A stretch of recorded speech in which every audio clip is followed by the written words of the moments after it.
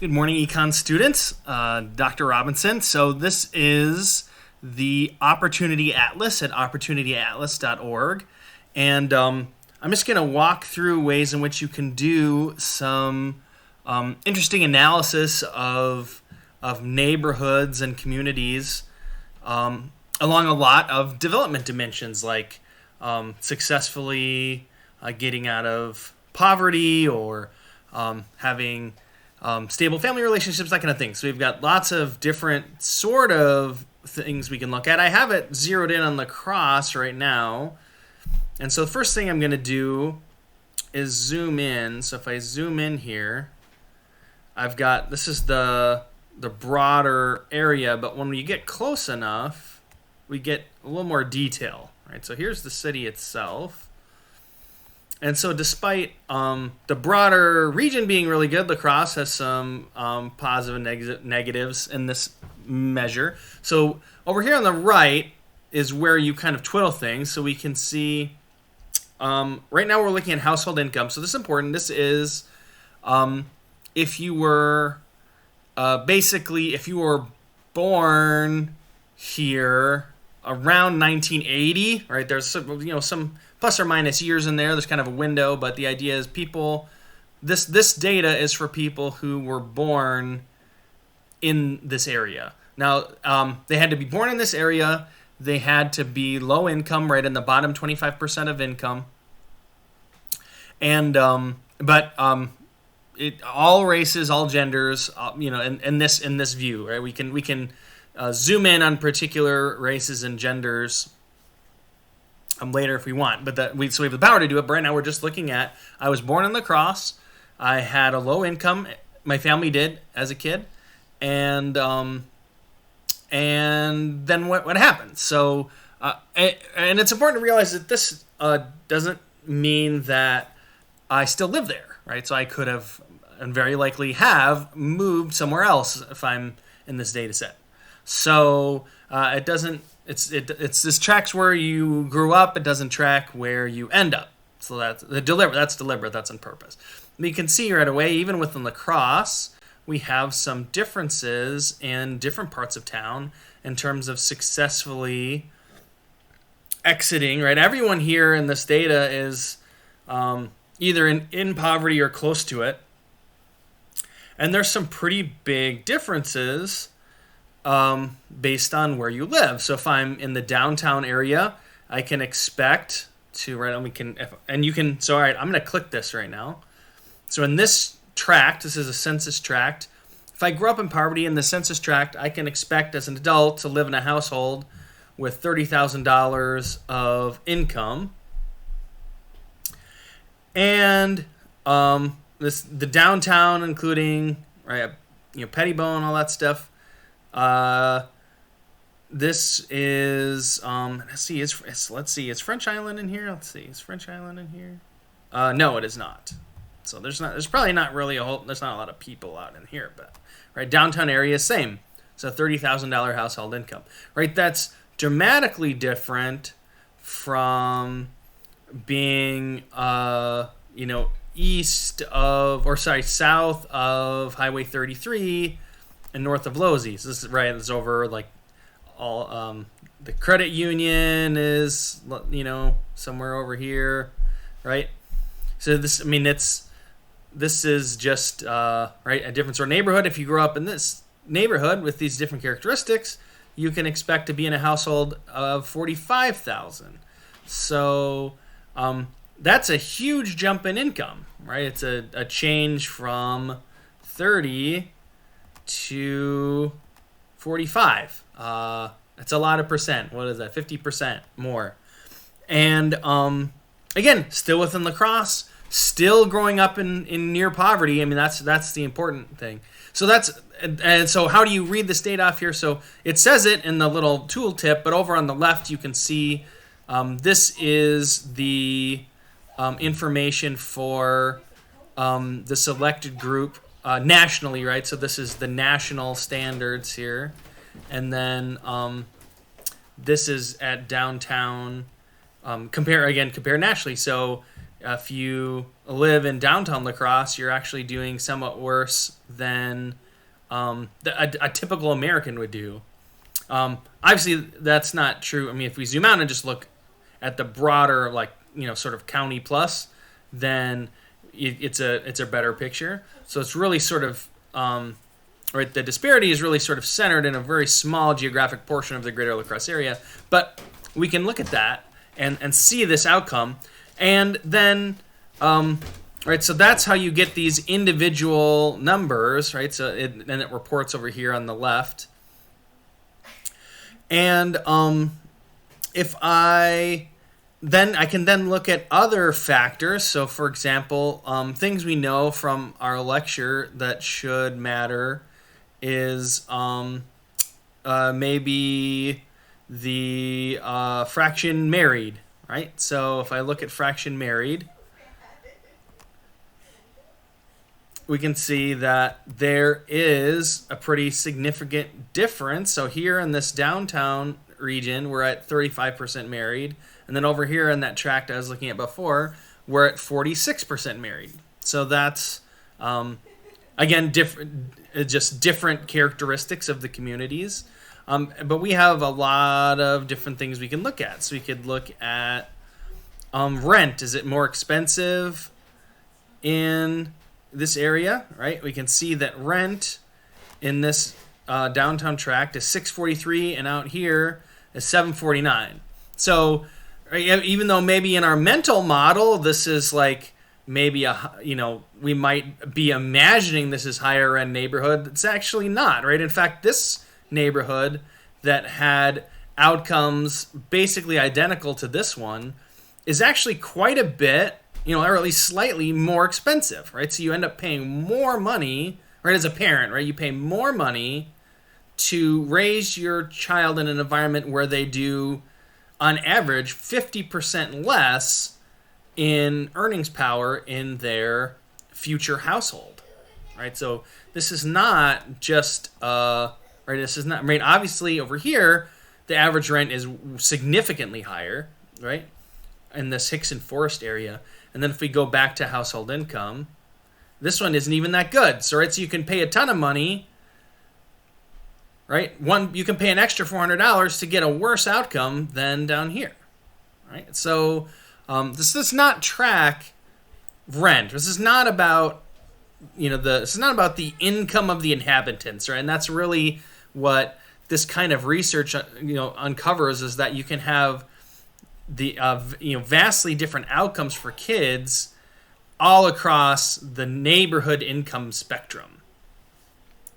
So those are the kind of things you can get into if you're doing some research on it. Now that's La Crosse. I wanted to zoom out here and do another location. So this is in the spirit of doing things you're familiar with, I'm going to go over to my neighborhood. I went to grad school at Arizona State, and we lived in Chandler, Arizona. So I'm going to zoom into my old Chandler neighborhood here so as I can find Phoenix. There we go. Enormous place here. Let's see. Oh yeah, Maricopa is a weird town. That's like just sort of is developed out in the middle of nowhere. You're just driving through the desert, and all of a sudden there's strip malls and stuff. So here's Phoenix. You can see right away, not fantastic. So we lived in Tempe at first, and then we moved down to Chandler. We were basically in downtown Chandler. 364 Colorado Street. Let's see if we can. Here's the right one. This is the state streets. We've got Washington. There's Colorado. So somewhere right in here. So this is all right. So let me click this. Okay. So my little neighborhood in Chandler, not good. Not good at all. Right. And actually, so in terms of community, we had our neighborhood is called the Silk Stockings neighborhood, and it had some. I mean, we had some pretty. We had some neat neighbors, but there were some pretty major issues. So I had my water heater stolen off my house. I had my passenger side window broken and my stereo stolen. it was actually I was a $20 cheapest I could possibly get aftermarket stereo that I had to buy because my kid's stuff changed in the CD slot of the real one. So I bought this, cheapest as I could aftermarket stereo. But of course, when you're walking down the road looking for something to steal, it looks like it's worth something. So that window gets smashed out. Someone threw a lock through our window. So lots of just sort of crazy stuff going on, and mostly it was sort of spoke to a neighborhood that didn't have a ton of community engagement. Right, there weren't a lot of people invested in the neighborhood, and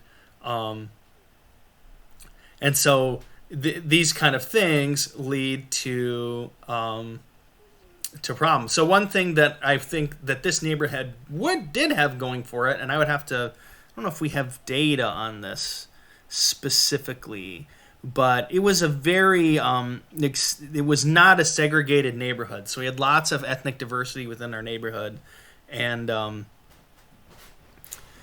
80% non-white in that area. So we were at some point it gets to be high enough that you're no longer. I guess maybe you're segregated in the opposite direction, and maybe that's actually true. I didn't really think about that maybe it really was segregated, and we were just we were the exception to the rule. But yeah, we got to hear all sorts of tons of awesome mariachi music hanging out in here, and there were always bounce houses at the birthday parties and stuff. That part was really cool. So this can look very different, and even within Chandler, right? So here, downtown Chandler, is great, but then not too far, you have these neighborhoods that are as good as anything in the Midwest in terms of outcomes, and right, Phoenix is very interesting in that these roads are 2-lane divided highways basically with very few entrance and exits. And so the entire city is laid out kind of on this mile-long grid, and it's very difficult as a pedestrian to cross these lines. As you can see, there are basically dramatic differences between these blocks, right? Where you can cross just one road and go from 30,000 to 42,000. Right, you can go 100 feet and get 30% better outcomes for your kids in terms of future household earning power. And that's partly, that speaks to the geography of it, that these roads serve as a barrier basically to mixing between the cultures of these different areas. So each little square ends up being its own kind of neighborhood. And so you can get these stark differences. So there's lots of different things we can look at. So that's household income. We can look at so there's no teen birth rate for that particular area, but so number of kids, not remarkable either way. I should go back and make sure I'm looking at the right. Was that mine? I think maybe I clicked it somewhere. This was me, I think, right? Here we go. Detroit Street, Colorado. Yeah, there we go, Colorado Street.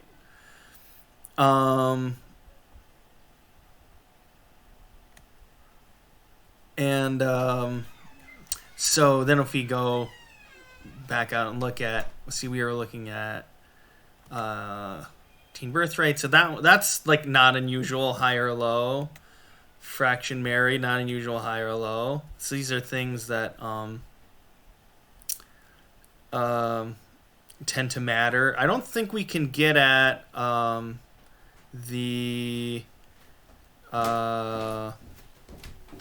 see if number of children. I think that's not unusual. Oops.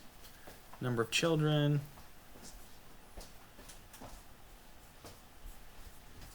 Well, it's not. We do that. See. Show more outcome. I must have clicked that. There we go. Okay, let's see. Number of kids is high, which is same as right. At the time I didn't have. I guess we had 2 kids at the time, so we weren't Oh, that's really high. Look at that. That's among the highest just about anywhere. Well, that's really interesting. So I was in a lots of kids area, so that's fun. Anyway, so there's lots of different community characteristics you can get in to look at, and then look at the surrounding area and sort of get a feel for what things or what sort of things are making a difference compared to right with respect to this ultimate household income. So this could be fun. So this is foreign-born share. Oh, yeah, quite high, right? Because again, ethnic diversity is different than like diversity in country of origin, right? Because you could be you could be an ethnic minority that's been here for 300 years, right? So it's a different sort of metric. So, but pretty much that's how you take a look at things of interest like this, is to start maybe with the household income, treat that as the thing you're trying to think about understanding, and then get into the various different metrics and sort of eyeball some patterns. We're going to get more formal into how you can do that analysis for this, further on. But that's a good start. And so the idea is to find a place that you're familiar with, that you know well, and do some exploration, and then see if what you're seeing upends maybe your expectations about neighborhoods that you are familiar with, or if it's consistent with what you know, and if you have some experience for why. So are you seeing that neighborhoods that you tend to view as having poor schools, or having high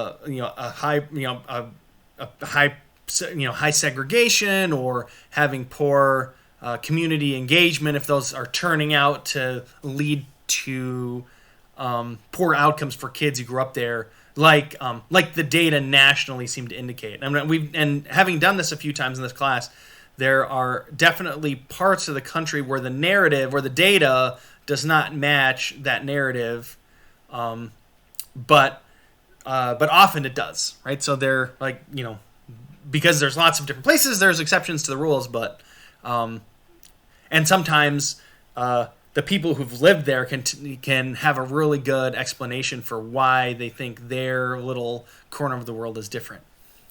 So that's the introduction and how to use this thing. So go ahead and give it a try, and we'll take a look at analyzing the data we get from it in a different video. So thanks.